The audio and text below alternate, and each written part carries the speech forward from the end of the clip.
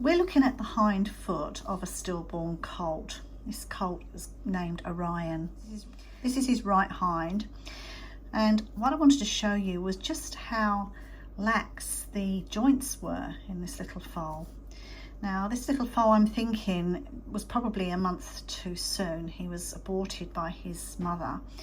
He was one of twins. So this isn't an accurate representation of what a newborn foal would look like. But I just wanted to show you these joints because they were quite amazing, you know, how movable they were.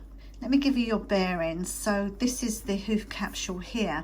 We're looking at just about at the toe level is here. So I'm just slightly twisted around to the lateral side, meaning the outside.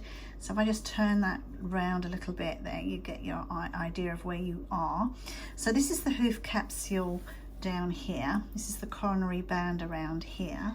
And so I just turn this around a little bit, you'll get a bit more of an idea of where we are with this. So underneath here, we're going to have the coffin bone, which is that little bone which is going to be sitting in the capsule around this area here.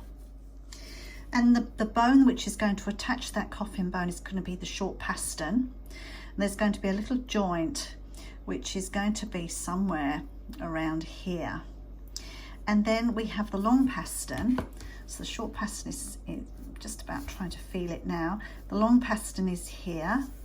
I'm just feeling that. I just feel the edge of the long pastern. It's just hard to tell. Probably just about here. I might have my bearings wrong. So we would expect a joint around about here. Now if I wiggle this around,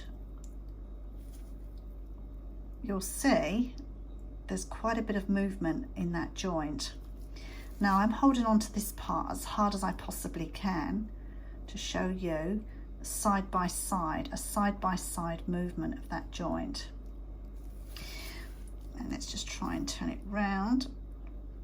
Yeah, that's the laxity in that joint, quite a bit of laxity, meaning it's moving a lot more than I think it should be moving. Maybe this is normal in foals, that these joints are very lax when they're first born and that they strengthen up really quickly. And I can get that because this little one's been in the womb for, well, should have been 11 months, but probably came out at 10.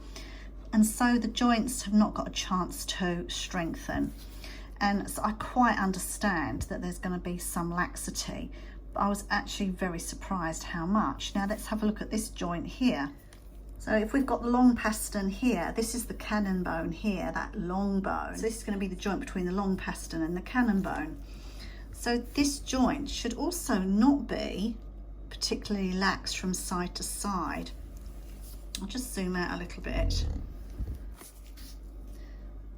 So you can see there's a massive amount of movement in that joint. Now we're talking about a side to side movement here. Now it's quite incredible really just how much laxity there is in this joint.